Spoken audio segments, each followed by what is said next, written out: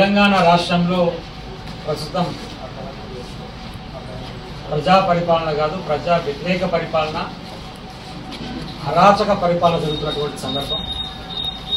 TRS పార్టీగా తుంగతుర్తి నియోజకవర్గ ఇన్ఛార్జిగా ముందుగా దీన్ని తీవ్రంగా ఖండిస్తా ఉన్నా. ఎందుకంటే ఏదైతే అబద్ధపు హామీలతోని ప్రజలను మభ్యపెట్టి మోసం చేసి అధికారంలోకి వచ్చినటువంటి కాంగ్రెస్ పార్టీ వాటి అమలు కోసం చేయాల్సినటువంటి కనీస ప్రయత్నం చేయకపోగా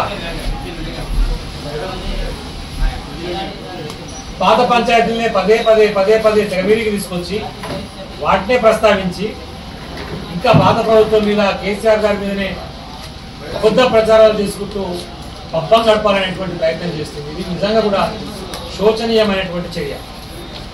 ఎందుకంటే ఇప్పుడు మనం చూస్తున్నాం 2023 ఎన్నికలు అయ్యేంత వరకు కేసీఆర్ గారి ప్రభుత్వం, బీఆర్ఎస్ పార్టీ ప్రభుత్వం 24 గంటల కరెంట్ ఎట్లయ్యగలిగింది. ఇప్పుడున్నటువంటి కాంగ్రెస్ పార్టీ ఈ అబద్ధాల రేవంత్ రెడ్డి ప్రభుత్వం ఎందుకు ఇవ్వలేకపోతున్నది మాత్రమే చిన్న అంశం గుర్తుపెట్టుకోవాలి. అప్పుడు ఎందుకు సాధ్యమైంది, ఇప్పుడు ఎందుకు సాధ్యం కాదు. కరెంటుకు సంబంధించి తయారీ కేంద్రాల నుంచి గతం కంటే ఇంకా 1600 మెగావాట్ల విద్యుత్ యాడ్ అయింది. కొత్త ఓపెనింగ్ యాదాద్రిలో కూడా ఒక 800 వరకు స్టార్ట్ అయ్యడానికి రెడీగా ఉన్నది. ప్రారంభించి చెక్ చేస్తున్నారు ప్రయోగాలు. గతం కంటే వసతులు పెరిగిన తర్వాత, కరెంటు తయారీ పెరిగిన తర్వాత 24 గంటలు ఇవ్వగలిగే అవకాశం ఉండి ఇవ్వకపోవడానికి కారణం ఏంటంటే ప్రజల మీద ఉన్నటువంటి వ్యతిరేకత, కుట్ర ప్రజల మీద. కాళేశ్వరం నీళ్ళు ఇవ్వడానికి ఇప్పుడు అవకాశం ఉన్నది, కాలం కావట్లేదు. ఈ దరిద్రులు రాజ్యం మీదకి ఎక్కిన తర్వాత రేవంత్ రెడ్డి లాంటి వాళ్ళు కాలం కూడా కలిసి రావట్లేదు.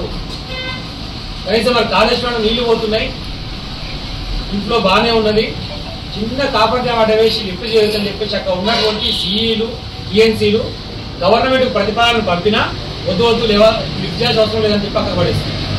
ఎందుకంటే కాళేశ్వరం లిఫ్ట్ చేసి మళ్ళీ ఇప్పుడు ఉన్నటువంటి కరీంనగర్ కానీ, వరంగల్ కానీ, ఈవెన్ తుంగతుర్తి, సూర్యాపేట వరకు కూడా నీళ్ళు ఇస్తే మన రైతులు బాగుపడతారు. అక్కడ రైతులు బాగుపడడం అనేటువంటిది ఈ ప్రభుత్వానికి ఇష్టం లేదు. రాగానే సంతకం పెడతానటువంటి రైతు రుణమాఫీ ఏమైందో మనం చూస్తూనే ఉన్నాం. రైతు బంధు 10,000, రైతు భరోసా 15,000, 10,000 దిక్కులేదు, వాడు ఇస్తాన్న 15,000 అసలే దిక్కులేనటువంటి పరిస్థితి. మనం చూసినటువంటి 500 బోనస్ అయితే గతే లేదు. దాన్ని కూడా మనం మాట్లాడుకుంటా సన్నబియ్యం కోసం ఆలోచిస్తే సన్నబియ్యం నీ కాడ కూడా వస్తారా, నీ బోనస్ మనకి కావాలి. మార్కెట్లో మంచి ధర వస్తే వాడు డైరెక్ట్ మార్కెట్ని అమ్ముకుంటాడు. అయితే ఏ పని చూసినా రైతులకు సంబంధించినటువంటి ఎరువులు కానీ గతంలో పెట్టిన వాళ్ళ చెప్పులు వరుస పెట్టి లాఠీ చార్జ్ చేసేటువంటి ప్రయత్నం. ఇక రైతాంగం పట్ల చేయాల్సినటువంటి ఒక్క చర్యను చేపట్టకపోగా విఫలమైనటువంటి ప్రభుత్వం దాని తప్పించుకున్నందుకు దేవుళ్ళ మీద ఒట్టు పెట్టి 15 ఆగస్టు వరకు అది చేస్తా ఇది చేస్తా అని చెప్పేసి నమ్మబలికి ఇప్పుడు కూడా పొద్దుగాల లేస్తే ఏ నిర్ణయం జరగాలన్నా ఉరుకు ఢిల్లీకి 17 సార్లు పోయాడు ఢిల్లీకి. ఇప్పుడు ఆయన కాన్సెన్స్కి 7 సార్లు పోలేదు రేవంత్ రెడ్డి, ఆయన నియోజకవర్గానికి 7 సార్లు పోదు ఇప్పటికి. కానీ ఢిల్లీ మాత్రం 17 సార్లు పోయింది. ఎత్తుకొని చెప్పారు గతంలో కేసీఆర్ గారు, ఢిల్లీలో ఉన్నటువంటి నాయకత్వానికి గులాంగిరి చేయాల్సి వస్తుంది, అడ్మినిస్ట్రేషన్ నడవదు, ప్రజల పట్ల అవగాహన ఉండదు, పథకాల పట్ల అవగాహన ఉండదు, ఇవి సాధ్యం కావు, సజావుగా సాగుతున్నటువంటి ప్రభుత్వాన్ని నిలకడగా నిలబెడితే ప్రజలకు మీకు బాగుంటుందని చెప్తే ఆ రోజు అర్థం కాలేదు. ఈరోజు చెప్పినటువంటి ఏ ఒక్క గ్యారెంటీ అమలు చేసేటువంటి పరిస్థితి లేదు, దాని గురించి సమీక్ష లేదు, దాని గురించి మాట్లాడలేదు. మొన్న ఎంపీ ఎన్నికలు అయిపోయినాయి, 1000 కోట్ల శిస్తు కట్టిండు కేంద్రంలో అలా పార్టీకి. మళ్ళీ ఇప్పుడు 3 రాష్ట్రాల ఎన్నికలు వస్తున్నాయి, మళ్ళీ దానికి ఏమిస్తావు పంపి అని చెప్పేసి మళ్ళీ స్టార్ట్ చేసారు.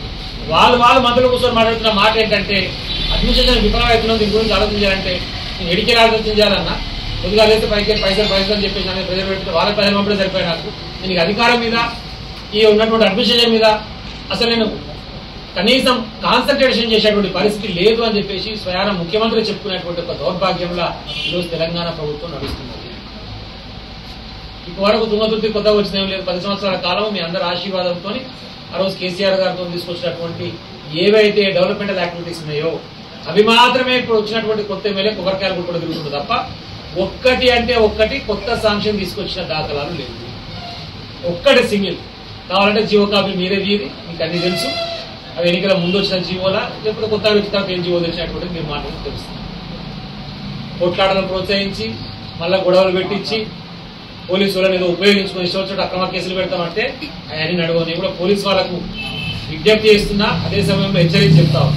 నా ఇష్టం వచ్చినట్టు చేస్తామంటే చూస్తూ ఊరుకోవడానికి సిద్ధంగా ఎవరు లేము. 10 సంవత్సరాలు మీకంటే ఎక్కువ పరిపాలించాం, మేము పోలీసులు మీకంటే ఎక్కువ చూసినాం.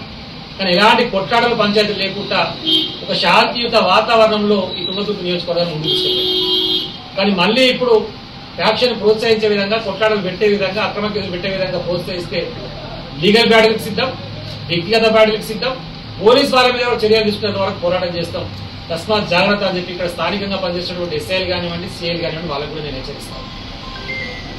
రేపు మళ్ళీ ప్రజలు కేసీఆర్ గారితోనే ఈ అభివృద్ధి సంక్షేమ కార్యక్రమాన్ని కొనసాగుతున్నటువంటి ఆలోచనకు అప్పుడే వచ్చేసారు. ఎంపీ ఎన్నికల సందర్భంలో మాత్రం ఓన్లీ కూటములను మాత్రమే పరిగణలోకి తీసుకున్నారు. అది కాంగ్రెస్ కూటమైనా, బీజేపీ కూటమైనా. ఈ 2 కూటములతో పోయే పరిస్థితి మనకు లేకపోవడం చేత మనం కొంచెం నిరాశజనకంగా అక్కడ ఫలితాలు కనిపించినప్పటికీ మళ్ళీ శాసనసభ ఎన్నికలు వస్తే రాష్ట్రాన్ని కాపాడేటువంటి ఒక శ్రీరామ రక్షలాగా కేసీఆర్ గారు, టీఆర్ఎస్ పార్టీ ఉంటున్నటువంటి నమ్మకం ఆల్రెడీ ప్రజలలో వస్తుంది. కాబట్టి రేపు జరిగేటువంటి ప్రజా పోరాటాలు ప్రజలకు మద్దతుగా వీళ్ళ యొక్క హామీల అమలుకు, ప్రజల మీద వ్యతిరేక చర్యలు చేపడితే అది ఏదైనా సరే, ఇప్పుడు మనం నీట్ పెట్టిరు, దాని మీద పోరాటం చేసినాం, అది బీజేపీ ప్రభుత్వమైన. ఉద్యోగాలు ఇస్తామని చెప్పిన 1 లక్ష ఉద్యోగాలు 7 నెలలు అయిపోయింది, పోరాటం నోటిఫికేషన్ లేదు, ఒక్క ఉద్యోగం మీద నోటిఫికేషన్. మొన్న పంపించినటువంటి 30,000 ఉద్యోగాలు అవి మన గవర్నమెంట్ లో మొత్తం కంప్లీట్ చేసిపోతే ఆయన కాగితాలు వచ్చి మరి ఆయన ఇస్తా అన్న 1 లక్ష ఉద్యోగాలు ఎక్కడ పోయి, దాని గురించి పిల్లలు మొత్తం కూడా నిరుద్యోగులు తెర మీదకి వచ్చేసి పంచాయతీ చేస్తారు. దానికి మద్దతుగా నిలబడతాం, వాళ్ళ కోసం కొట్లాడతాం.